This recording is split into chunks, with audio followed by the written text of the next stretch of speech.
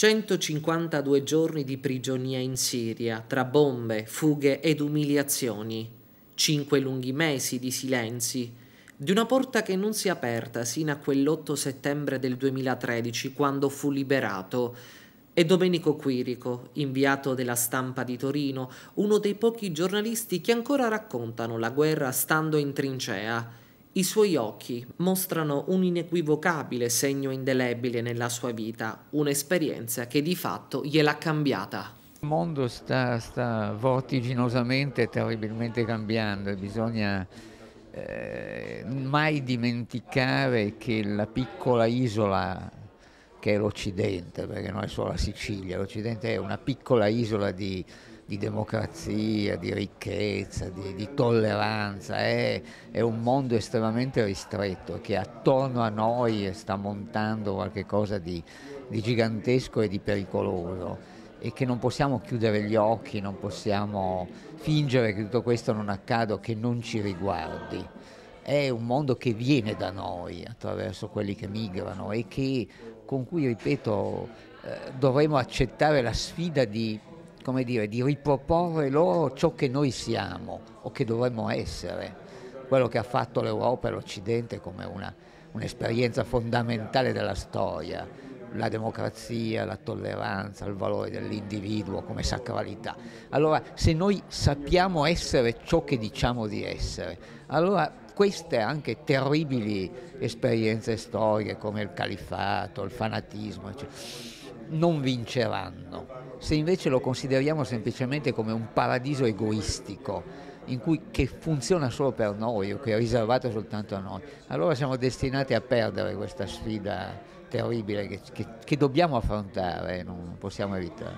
Ecco, andando proprio a fondo della sua forte esperienza, ecco, quel giorno di aprile in cui lei è stato rapito, ecco, quali sono state le sensazioni e quei 5 mesi, com'è stato vivere in quell'ansia, in quell'agitazione, sapendo che comunque il rischio che si andava a correre, ovviamente lei è un giornalista che sa perfettamente come si svolgono queste vicende.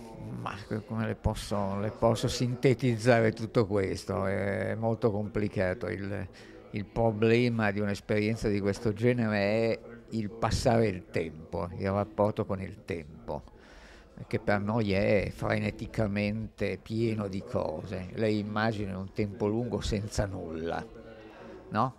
E spesso ho pensato che in fondo tra le varie rappresentazioni dell'inferno che sono state fatte nella storia dell'arte, un luogo dove ci sono diavoloni con il forcone e delle grandi fiamme. In realtà a un certo punto ho pensato che l'inferno in fondo sia semplicemente una stanza vuota, con una porta che non si apre mai, e uno è lì e non sa quanto tempo passerà e se mai quella porta si aprirà. Allora forse glielo posso sintetizzare in questo modo. Poi alla fine la porta si è aperta, io sono qua che parlo con lei, insomma. La persona per cui quella porta non si apre, e parlo di una persona a cui io sono molto vicino, alla cui famiglia io sono molto vicino, che è quello di un siciliano come lei, il giovane Loporto. La porta non si è aperta. E lei di questa esperienza cosa ha cambiato in lei come uomo? Cosa le ha lasciato? Le ha fatto cambiare il valore della vita? Vede le cose in maniera diversa? L'esperienza del genere è normale che psicologicamente porta a un cambiamento forte. Ho imparato ad apprezzare piccole cose a cui non badavo, appunto come poter aprire una porta, uscire, andare dove mi pare, bere un bicchiere d'acqua, leggere un libro, parlare con chi voglio, stare zitto, tutte cose che consideravo e consideriamo come banali, ovvie, dovute, e non sono affatto così.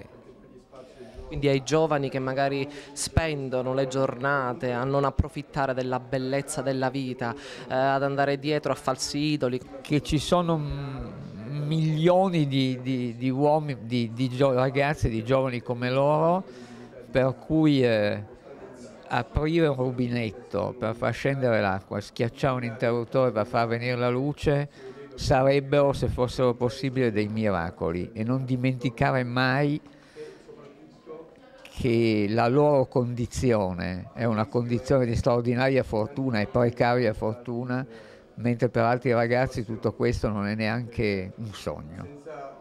E giornalisticamente parlando, quando tratta queste tematiche, com'è scrivere adesso?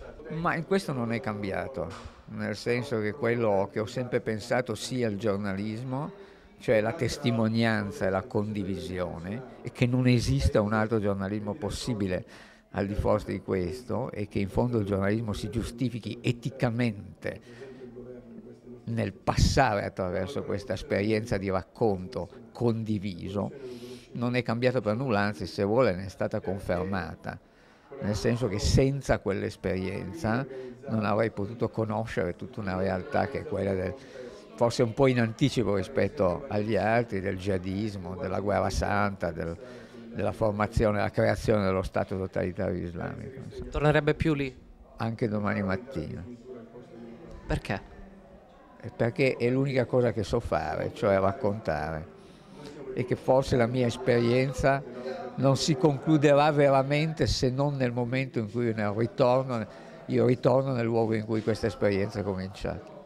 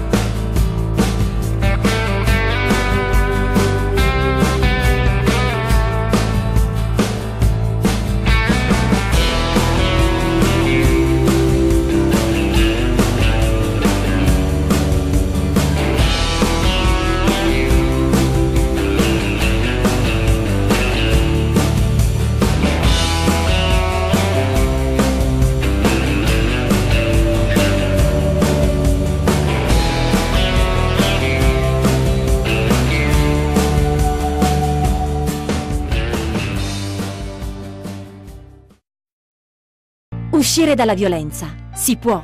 Sostieni il centro antiviolenza Telefono Aiuto. Il servizio contro la violenza fisica, psicologica, sessuale ed economica.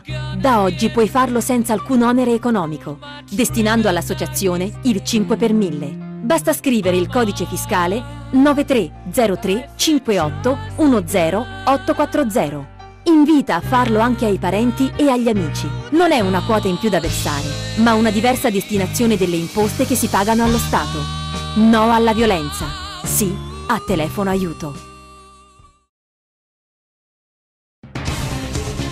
Telegiornali, programmi di informazione, culturali, sportivi ed intrattenimento. Talk show dal 1981, questo è Televideo Agrigento, una continua, costante ricerca di evoluzione attraverso un costante adeguamento alle nuove tecnologie per mezzo di attrezzature, servizi e professionalità. Rinnovamento dei palinsesti dei programmi di informazione, una rassegna stampa in diretta tutte le mattine, dal lunedì al sabato, dalle 7:45. E con una nuova edizione di TG Domenica, in diretta alle ore 13, con repliche alle 13:45, 18, 20 e 23:30.